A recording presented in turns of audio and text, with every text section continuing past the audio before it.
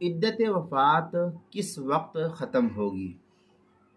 चुनांचे इद्दत वफ़ात की तकमील के लिए मुकर्रर 4 महीना 10 दिन और इतनी ही रातों का मुकम्मल होना ज़रूरी और लाजिम है। लिहाजा जिस वक्त इंतकाल हुआ है मुद्दत गुजरने के बाद उसी वक्त इद्दत की तकमील होगी। मसलन दिन में 10 बजे इंतकाल हुआ है तो 130 दिन के बाद 131वें दिन 10 बजे इद्दत पूरी समझी जाएगी।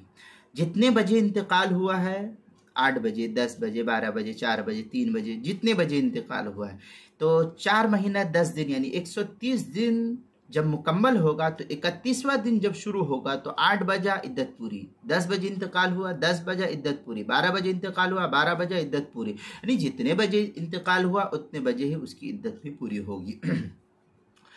चुनांचे फतवा शामी में है कुल्ला इन ज़करा कुल्ला मिनल अय्यामी वल लयाली बिसिगतिल जम'i लफ्ज़न औ तक़दीरन यक़्तज़ी दुख़ूल मा युवाज़ीही इस्तिक़राअन मिस्लुहु फ़िल फ़त्ह।